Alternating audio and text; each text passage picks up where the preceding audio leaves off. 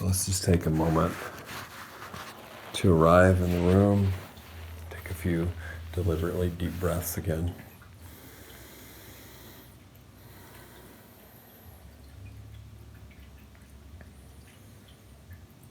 And then let the breathing return to normal. Let's just take a moment to check in, review our intention for being here.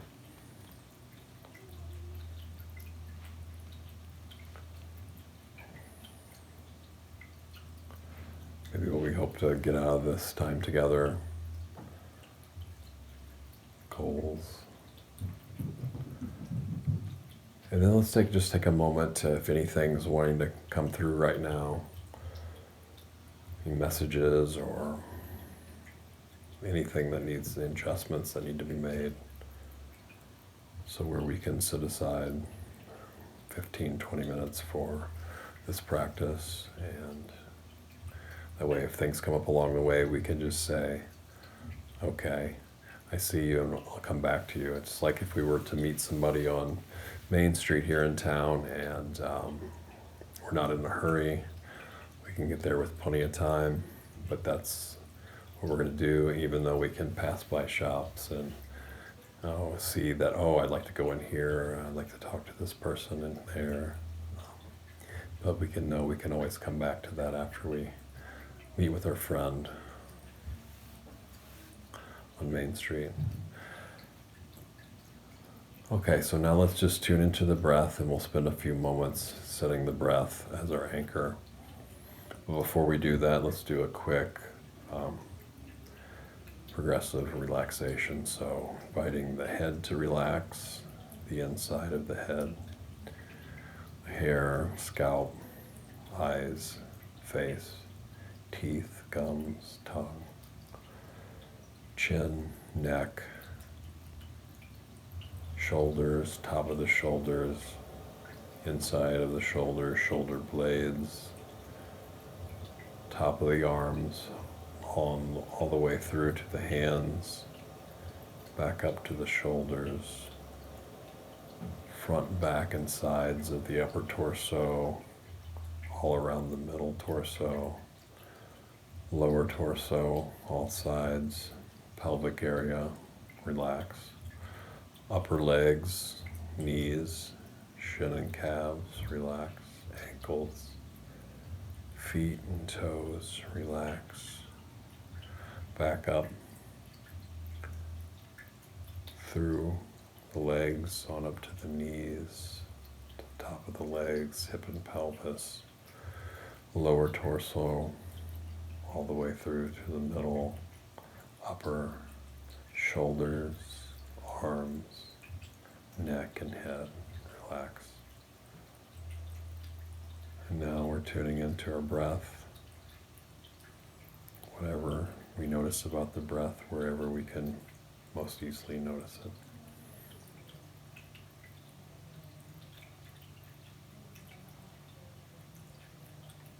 Movement, sensations, pressure, temperature,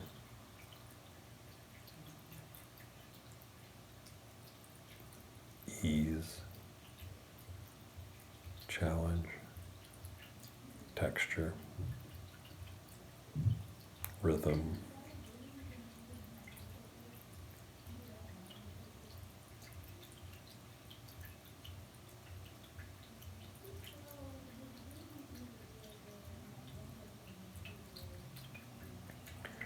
so one definition of mindfulness is the capacity to bear something in mind.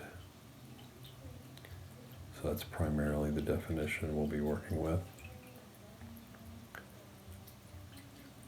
So one of the metaphors or similes of mindfulness is like a garden plow. So mindfulness helps prepare the soil for wisdom to take place, to be possible, or more likely. Sometimes they say enlightenment is is accidental, and what we're doing is we're making ourselves more accident prone with these practices. Another image is the neck of an elephant. So I didn't know this until recently, but elephants don't move their neck to look at things. They move their entire body, kind of like Batman. So when they go to pay attention to something, they use their whole body to pay attention to it. So their full attention goes into what they're paying attention to, not just part of it. Also, the neck of an elephant is like mindfulness, where it supports the head of wisdom.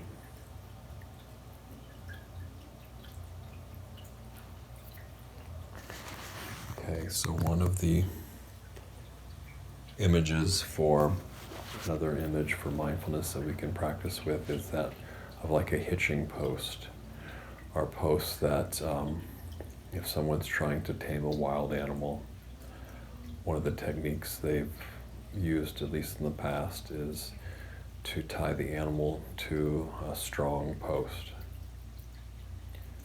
So likewise, when we're training, it's a good solid base. Our mind and attention can want to run out to other things, but the post remains solid and stable. So we can, not be in a tug of war with whatever our mind wants to do, whatever our experiences is. We can just stay firm and centered in that post and just let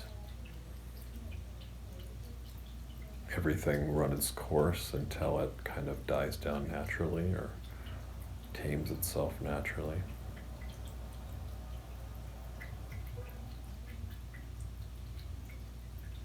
And also it can help things from wandering off when they are tamed temporarily. So we can use that with the breath, mindfulness of breathing as that post.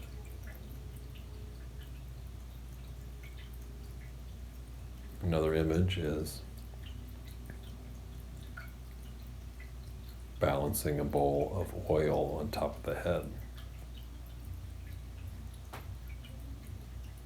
So things might come up that distract us, try to throw us off balance, but the main attention is on our meditation object, which in this case is the breath. So even though we might be jostled or have to maneuver other things, the goal, the primary attention is on balancing that bowl of oil, staying with breathing, adjusting so where we can stay with it.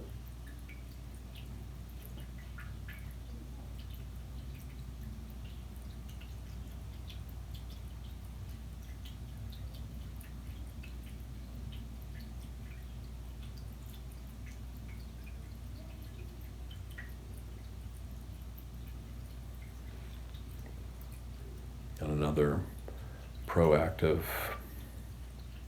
image is that of a city gatekeeper. So if there's a walled city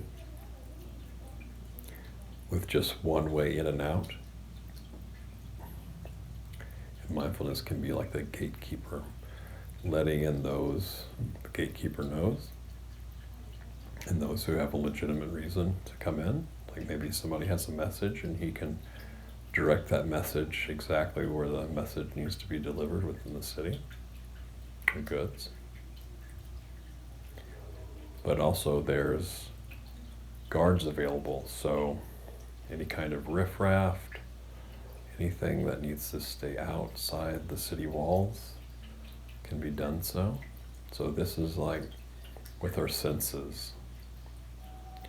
So this is when we're staying with the meditation object of the breath, and maybe a distraction comes along or something that's not going to benefit the meditation, like maybe a dog barking. So if it's a possibility of starting stories about the dog barking, this dog shouldn't be barking, how can I stop the dog from barking, I can't meditate with the dog barking. So that's when it's breached through the city walls. We can just say, oh, there's a sound there, back to the breath.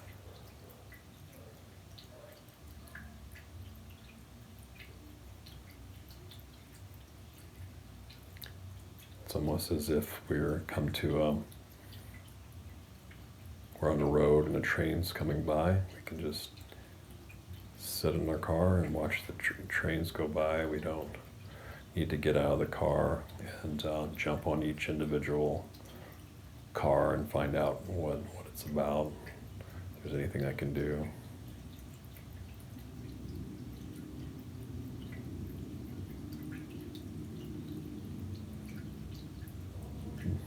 But if some message comes in or something arises, oh, I can better pay attention to the breath like this, my meditation object like this.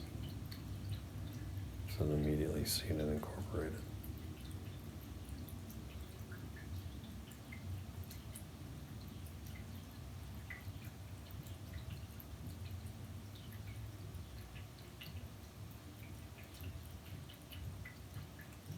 Okay.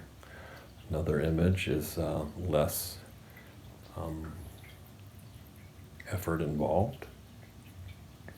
So this is like a cowherd.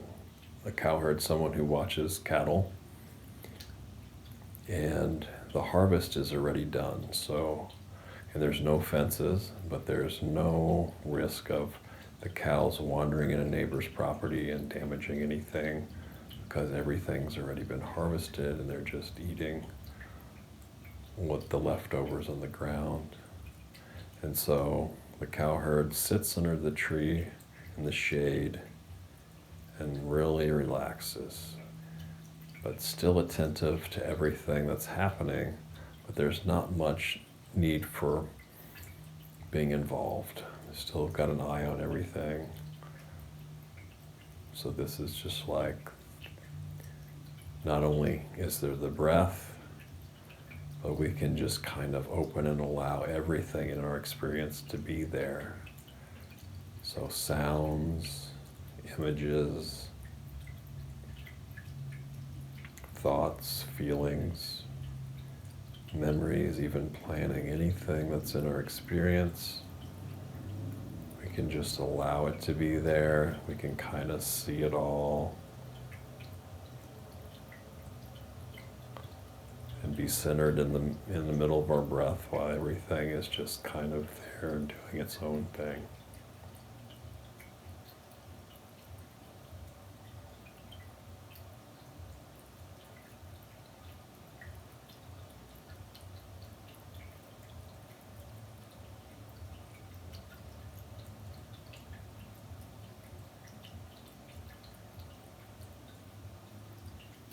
Okay, another image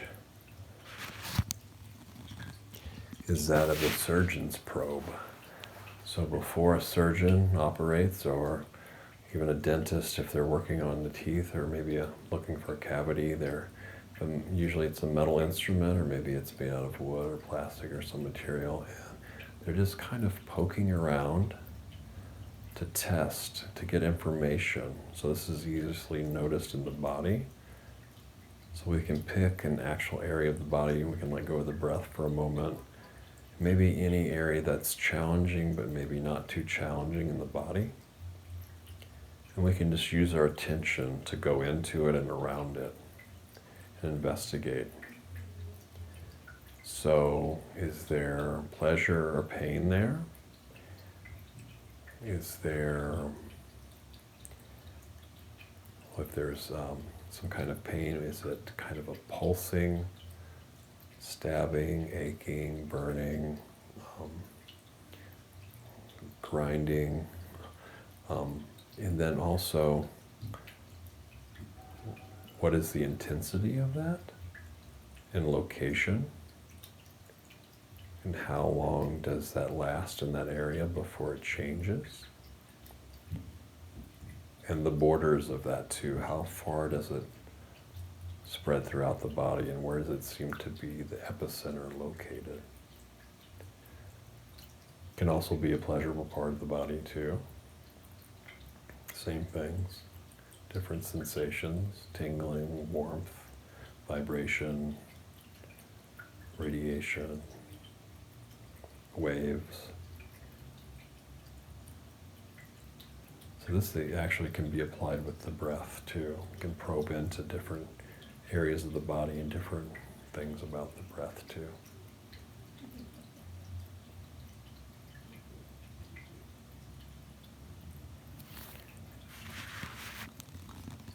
Another image is that of a watchtower or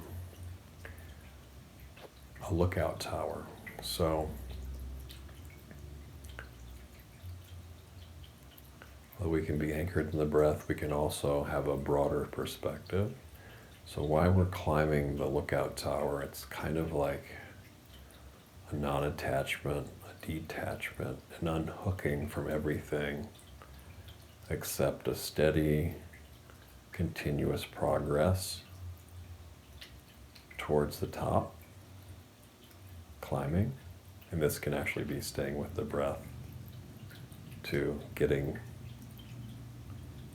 knowing it deeper and deeper from a broadened, expanded perspective and perspectives. And then also, once we get to the top,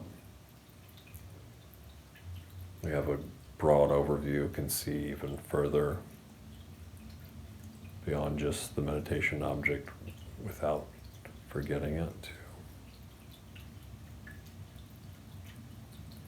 And we can notice more and more things about our experience, but also things that we see off in the distance that may need changing. We don't have to run down from the tower immediately, hop in our car and go address that. We can just notice it for now.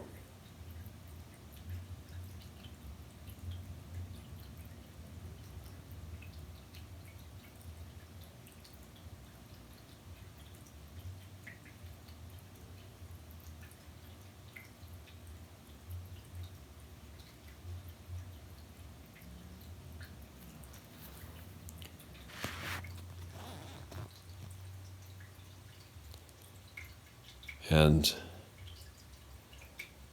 the last simile is that of a wheel. So an old wagon wheel. So mindfulness is like the spokes of the wheel, while the hub is our body, our mind, body, I guess an energy. And then the outside of the wheel would be our everyday life experience. So this one might be helpful to open the eyes a little bit. And what mindfulness does is it links the body with our sense experience. So whatever we're seeing, smelling, tasting, touching, hearing, thinking, or mental phenomenon, it can keep our body and the sense experience connected to each other without being too withdrawn into the body or without losing a sense of the body. Connecting factor. And one great way to do that is the breath, because the breath links mind and body too. Mind being our intake of the sense experience, or some of the sense experience. Consciousness, sense consciousness.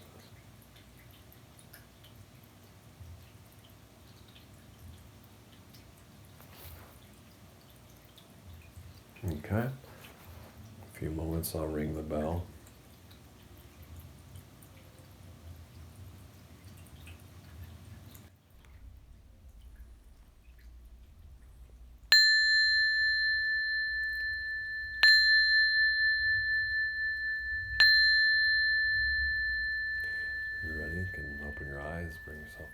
room. Give the body any stretches or movement that feel good right now.